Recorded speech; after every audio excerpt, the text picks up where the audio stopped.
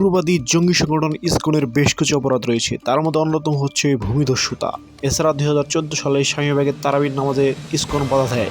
সে সময় হিন্দু মুসলিম সংঘর্ষে বেশ কয়েকজন আহত হয়। পুরো দেশে হিন্দু মুসলিম সাম্প্রদায়িক পরিস্থিতি বিরাজ করে। এটা বড় ধরনের একটা আমাদের ধর্মীয় অনুভূতিতে আঘাত।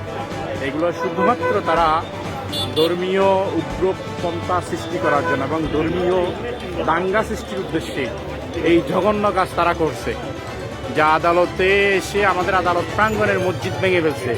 তারা ইচ্ছাকৃতভাবে আমাদের মসজিদ আঘাত করছে। আমরা দেশবাসীর কাছে তাদের বিচার দাবি করছি। এছাড়া 2016 সালে সিলেটে ইসকন মন্দির থেকে পার্শ্ববর্তী মসজিদের মুসল্লিদের উপর গুলিবর্ষণের ভিডিও ছড়িয়ে পড়ে।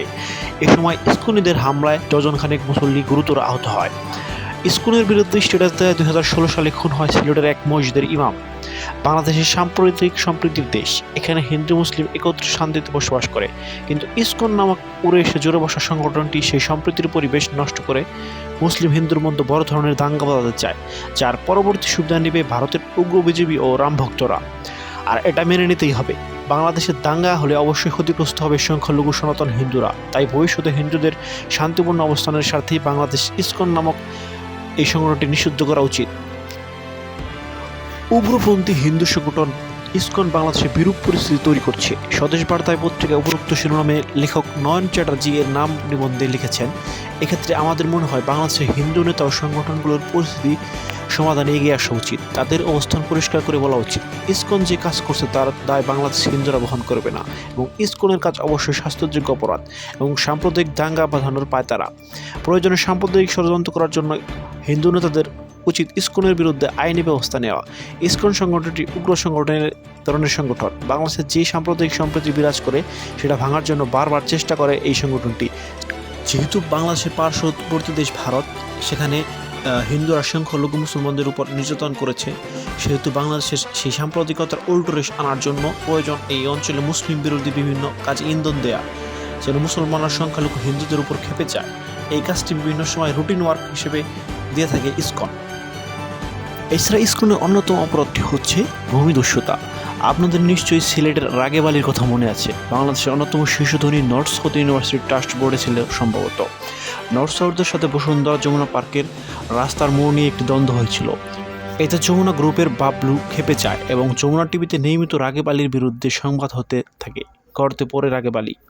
সিলেটের তার একটা চা বাগান ছিল, আকার প্রায় 1600 বিঘা। এক হিন্দু সেই জমি রাগেব আলীর কাছে বিক্রি করে ভারত চলে যায়, কিন্তু যমুনার প্রতিবেদনে রাগেব আলী ফাঁদে পড়ার পর সেই সুযোগটা নেয় ইসকন, মামলা করে এবং 1600 বিঘা জমি দখলে নেওয়ার চেষ্টা করে। জেলে যেতে হয় রাগেব আলী এবং তার অসুস্থ ছেলেকে। আমি ওই সময় সম্ভবত 2017 সালে বিষয়টি নিয়ে অনেক লেখালেখি করি। আমার বিরুদ্ধে যুগান্তরে প্রতিবেদন হয়েছিল আমি নাকি রাগেব আলীর দালাল, কিন্তু আমি ওই সময় লিখেছিলাম ইসকন সিলেটে 1600 বিঘা সম্পত্তি দখল করে শক্তিশালী হচ্ছে এর বিরুদ্ধে, কারণ ইসকন হচ্ছে বৈষ্ণব, আর বৈষ্ণবের নেতা চৈতন্যর প্রত্যেক ভাষা হচ্ছে সিলেটের গোপালগঞ্জ। স্বাভাবিকভাবে ইসকন চাইবে সিলেট তাদের একটা বড় ঘাঁটি হোক। সেক্ষেত্রে রাগেব আলী 1600 বিঘার চায়ের বাগানটি পেলে তাদের ঘাঁটি করতে সুবিধা হবে, কিন্তু পাবলিক সম্ভবত আমার এই সময় বুঝতে পারেনি। বর্তমানে ইসকনের শিকড় অনেক দূর পর্যন্ত বিস্তৃত হয়েছে। আওয়ামী লীগ সরকারের সহায়তায় ইসকন বহু খাস জমি দখল করে নেয়। প্রতি এলাকায় মন্দিরের জন্য জমি পেয়ে যায়, তবে সব জায়গায় তারা ইসকন নামে মন্দির করেছে রাধা কৃষ্ণর নামে। এমন এলাকায় তারা মন্দির করছে সেখানে ইসকন সদস্য দূরের কথা হিন্দু জনগোষ্ঠীও নেই, কিন্তু তারা ইসকন মন্দির বানিয়ে সেখানে সাদা চামড়ার পশ্চিমা ইসকন সদস্য নিয়ে রহস্যজনক কার্যক্রম শুরু করেছে। আমার মনে হয় ইসকন নিষিদ্ধের কথা যেহেতু উঠেছে, তাই আওয়ামী সরকারের সহায়তায় তারা কোন কোন জমি দখল করেছে সেটার একটা তালিকা আগে করা দরকার। এরপর তাদের সেই জমি দখল মুক্ত করা দরকার, তাহলে ইসকনের মূল কার্যক্রম ভেঙে পড়বে এবং অতি দ্রুত উগ্রবাদী জঙ্গি সংগঠন ইসকনকে বাংলাদেশে নিষিদ্ধ করতে হবে। না হয় ভবিষ্যতে বাংলাদেশের জন্য বড় ক্ষতি হবে এবং বাংলাদেশে সাম্প্রদায়িক দাঙ্গার সৃষ্টি হবে, যা বাংলাদেশের জন্য খুবই ক্ষতিকর।